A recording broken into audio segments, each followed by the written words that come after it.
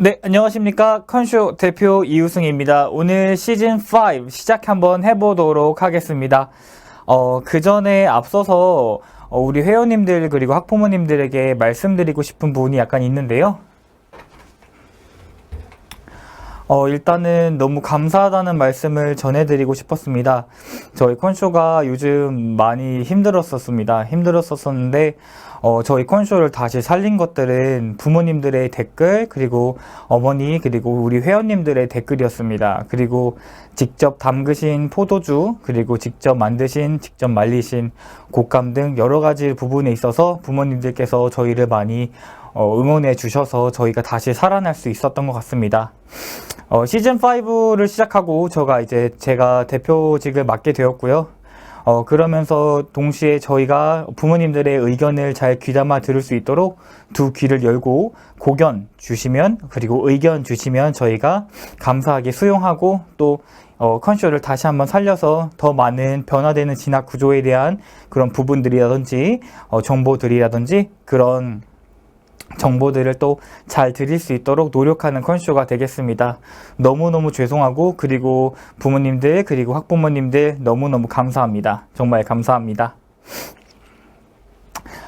자, 그러면은 이제 2021학년도 대입 준비사항 변화하는 진학구조에 대해서 2021학년도부터 2024학년도까지 한번 알아보는 시간을 가져보도록 하겠습니다. 그럼 지금부터 출발해 보도록 하겠습니다.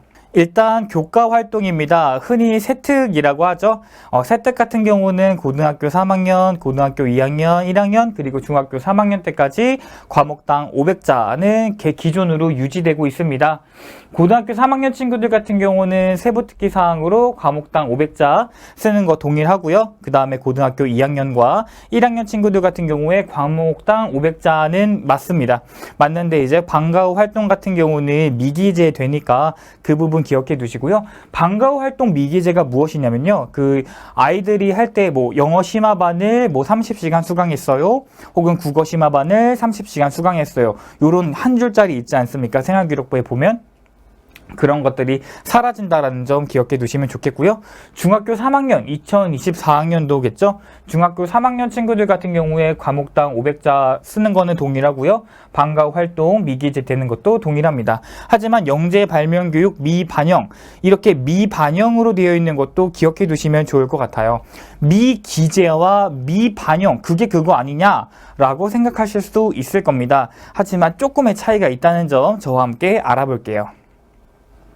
일단 미기재란 학생부에 아예 없어지는 겁니다. 그래서 하지 않아도 되는 활동, 그리고 학교에서도 안 해주는 게 되겠죠. 그래서 학생부에서 아예 미기재가 되니까 하지 않으셔도 됩니다.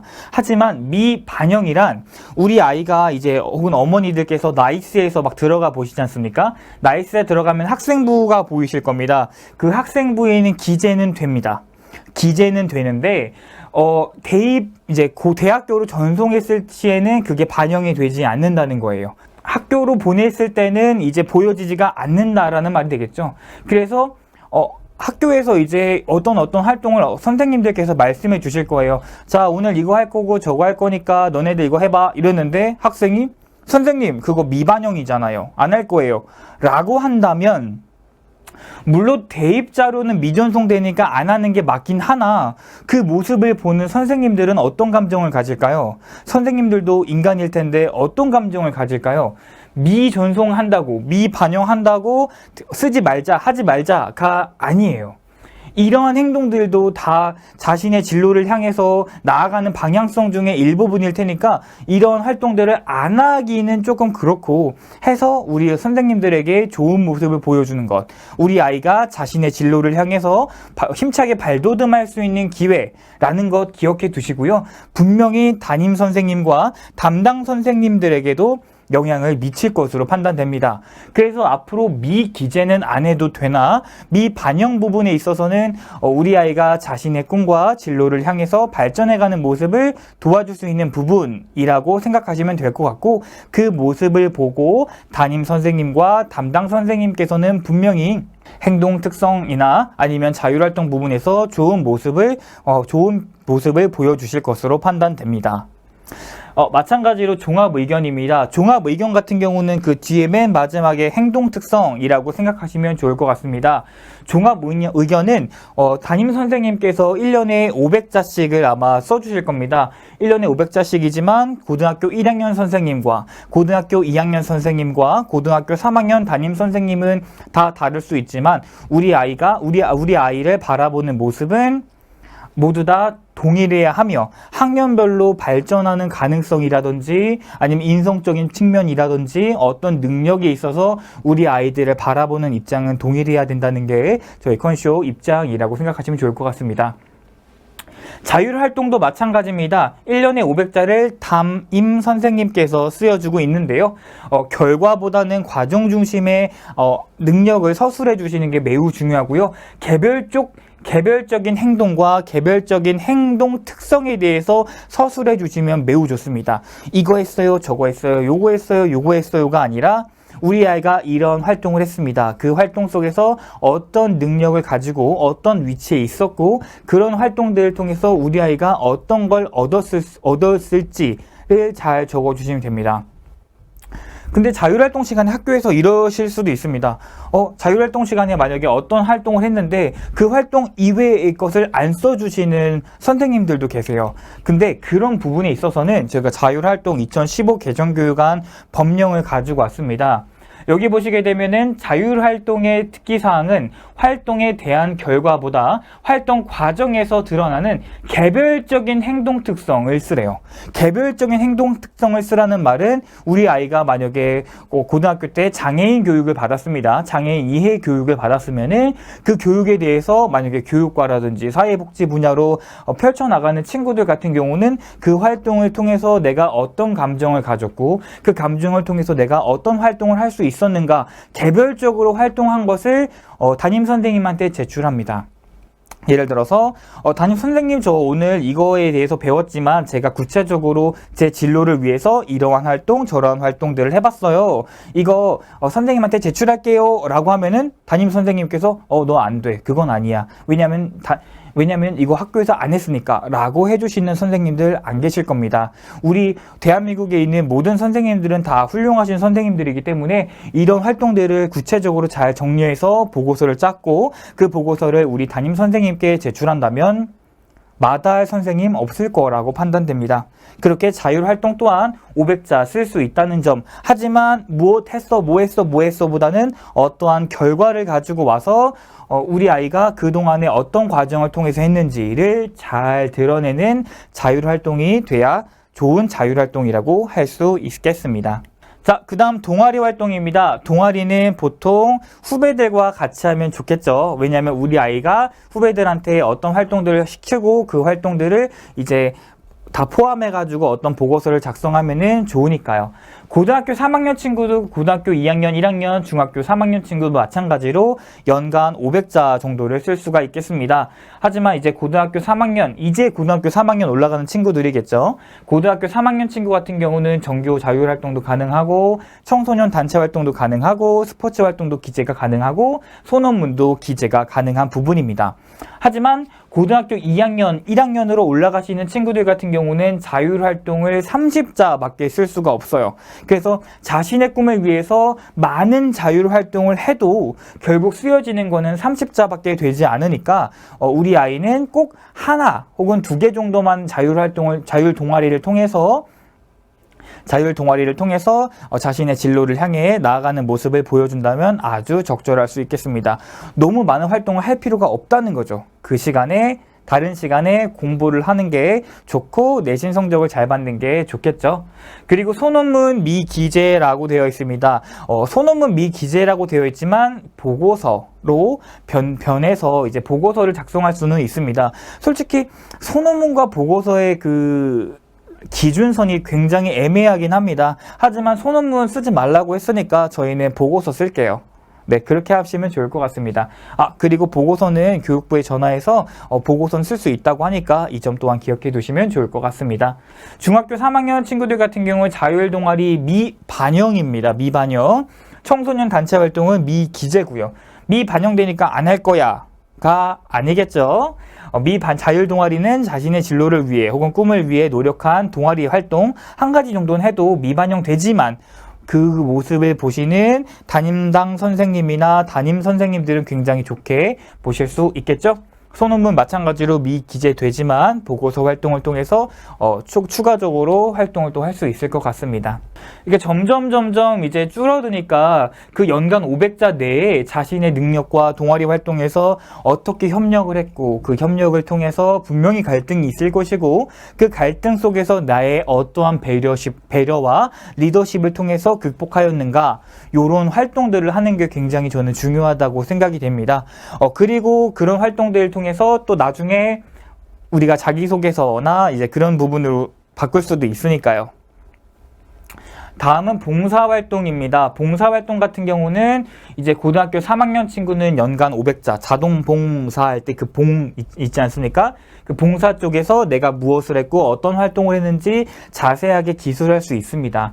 그리고 좀 뒤에 생활기록부 가보게 되면은 내가 어떤 활동을 했고 누적 시간이 얼마나 됐고 그 시간에 뭘 했는지 잘 쓸 수 있는데요. 그거는 고3 친구들까지는 가능합니다. 하지만 고등학교 2학년과 고등학교 1학년 친구들 같은 경우에 실적 및 특기사항도 못 씁니다. 그렇기 때문에 교내외 봉사 활동만 실적이 가능합니다. 즉 누적 시간이 얼마나 됐고 어떤 활동을 했는지까지만 쓸 수가 있다는 거죠. 그래서 고등학교 2학년 친구들과 고등학교 1학년 친구들에 있어서 봉사활동을 어떻게 하면은 좋은 평가를 받을 수 있을까라고 한다면 저는 지속성이라고 생각합니다. 시험 기간이든지 아니면 방학 기간이든지 사계절이 바뀌어도 나는 봉사를 꾸준하게 했어 라는 그런 숫자화된 정형화된 이런 평가를 받을 수는 있을 것 같아요. 그래서 제 생각에는 고등학교 3학년 친구들보다 고등학교 2학년과 고등학교 1학년 친구들은 꾸준하고 지속적인 봉사활동을 통해서 자신의 능력을 어필하는 게 굉장히 중요해질 것 같습니다.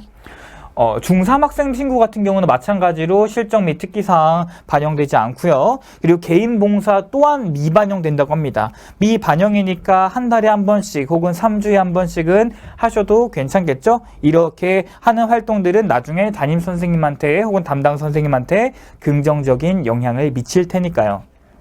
그리고 학교 교육 계획 따라 교사가 지도한 실적은 대입에 반영된다고 합니다. 즉 능동적인 학교와 능동적인 교사를 만난다면은 이 부분도 굉장히 중요한 요소로 판단될 수 있을 것 같습니다. 그 다음 진로 활동입니다. 진로 시간에 뭐하니? 라고 물어보면은 대부분 학생들이 테드 영상을 봐요. 계획서를 써요. 이렇게 말을 하는데요. 고등학교 3학년, 고등학교 2학년, 1학년, 그 다음 중학교 3학년 때까지 연간 700자 정도를 쓸 수가 있습니다. 근데 이 3학년은 괜찮은데 2학년은 진로 희망 분야가 미반영됩니다. 즉, 너 뭐가 되고 싶니? 라는 거에 의사요. 왜 되고 싶니? 요런 글들 있지 않습니까? 그 첫 번째 생활기록부 장에 나오는 그런 활동 분야가 미반영된다고 합니다. 미반영된다는 것은 이 연간 700자 안에 이 미반영된 부분을 같이 포함해야 된다는 말이 되겠죠. 그렇기 때문에 연간 700자 안에 얼마나 차곡차곡 쓸 수 있는지 그런 것도 굉장히 중요하게 반영이 될 것이라고 판단됩니다. 중학교 3학년 친구들도 마찬가지입니다. 즉 연간 700자 안에 우리 아이가 진로 희망 분야를 얼마나 적극적으로 얼마나 깊숙이 그리고 얼마나 원하는가에 따라서 이 연간 700자가 평가될 수 있고 평가 안 될 수 있고 이렇게 나눠지게 될 것 같습니다. 그렇기 때문에 연간 700자에 쓸 수 있는 글들은 조금 더 정확하고 세밀하게 잘 작성을 해야 될 것 같다고 저는 생각합니다.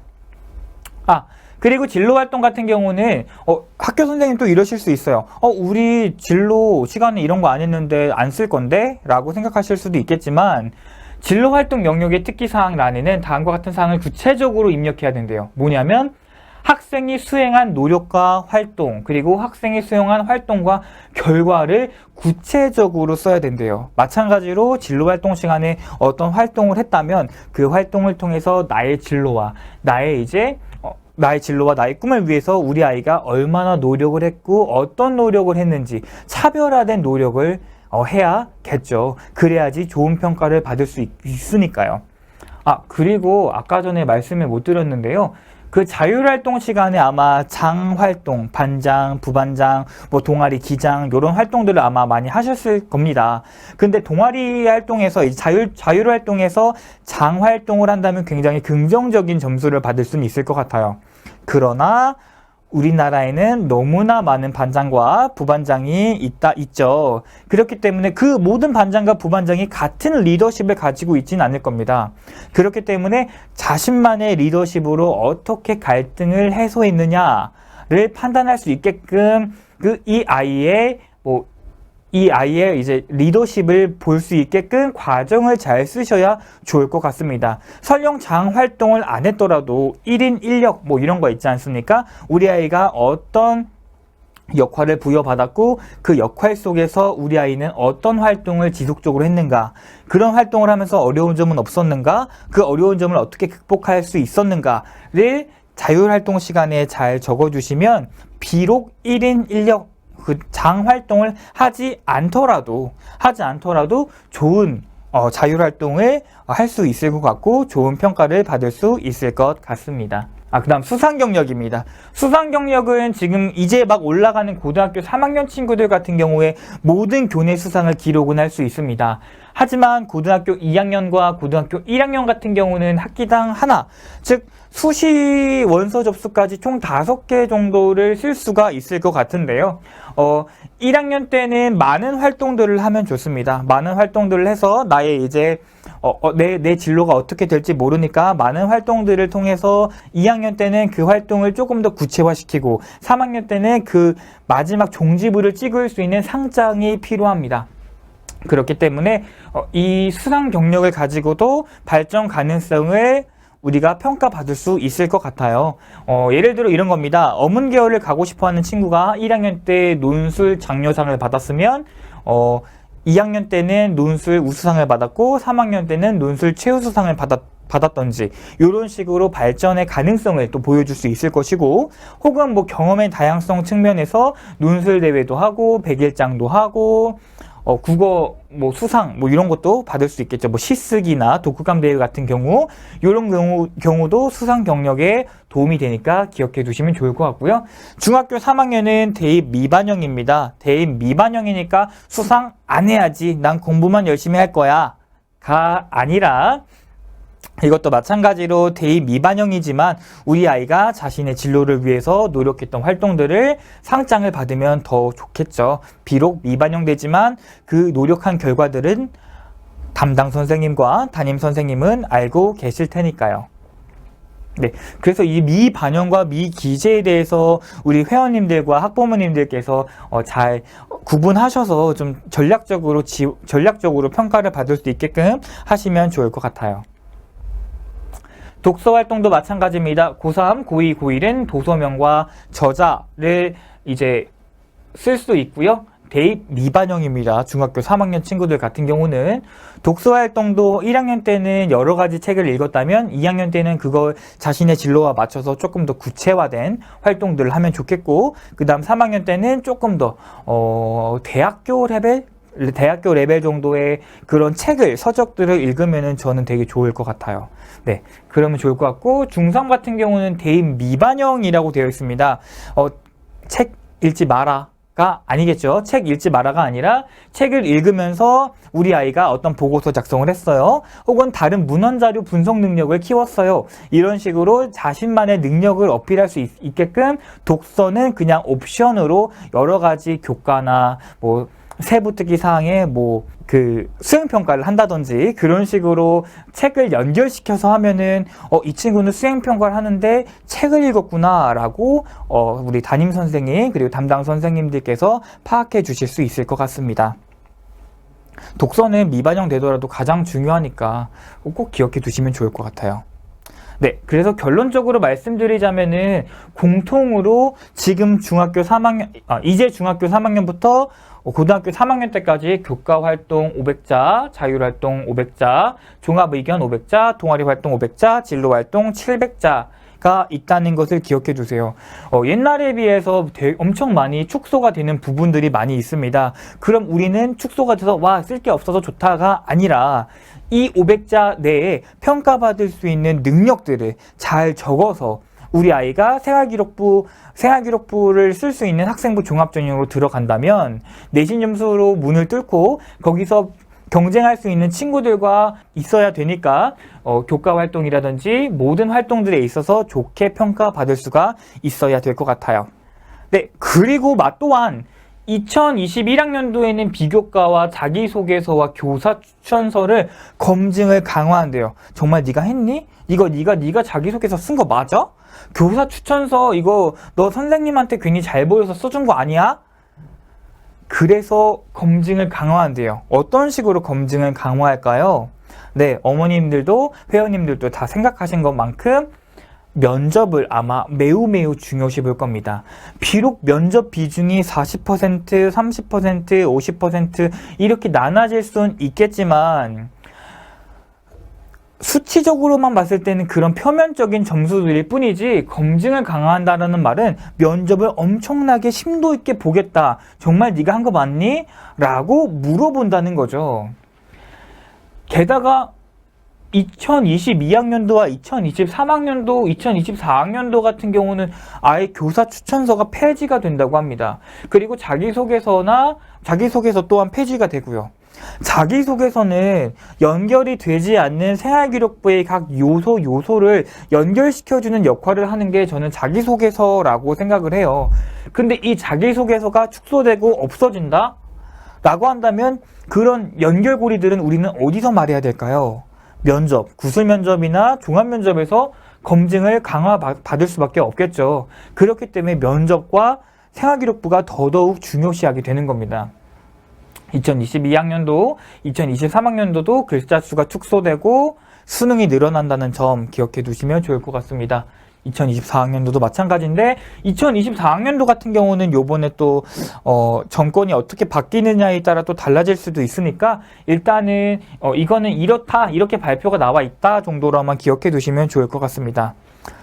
결론적으로 말씀을 드릴게요. 결론적으로는 생활기록부가 아마 많이 축소가 될 겁니다. 생활기록부가 많이 축소되면은 더더욱 그 좁아진 생활기록부 내에 우리 아이가 다른 친구보다 더 좋게 평가받을 수 있도록 잘 써야겠죠. 쓸데없는 말 쓰지 않아야겠죠. 복사 떠지면 안 되겠죠. 그래서 정밀한 생활기록부 관리가 굉장히 중요합니다.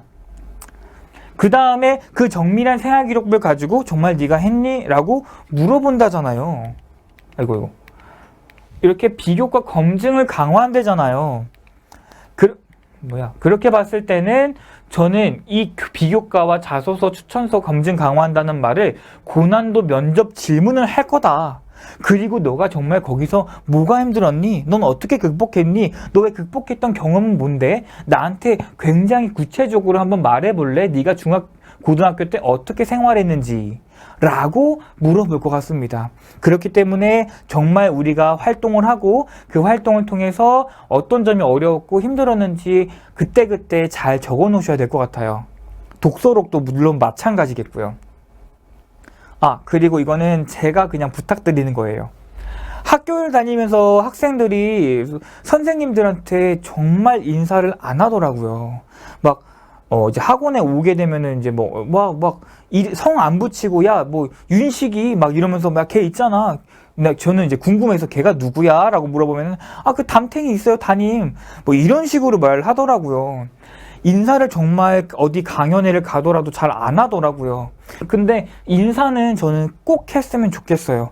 어차피 인사를 하는 사람들은 학생이 선생님들한테 인사를 할 거고 인사를 했는데 뭐야 쟤 왜 나한테 인사해? 라고 하는 선생님들 정말 안 계실 거예요. 그래 반갑다 안녕 이렇게 하실 거란 말이에요. 그러니까 인사는 꼭 했으면 좋겠어요. 그냥 선생님 안녕하세요 이런 식으로 좀 웃으면서 하셨으면 좋겠어요. 우리 아이들 그런 거 습관화 들이면 생활기록부를 써주시는 사람한테 그렇게 인사를 하면은 좋은 긍정적인 평가가 되지 않을까 싶어요. 두 번째는 인상입니다.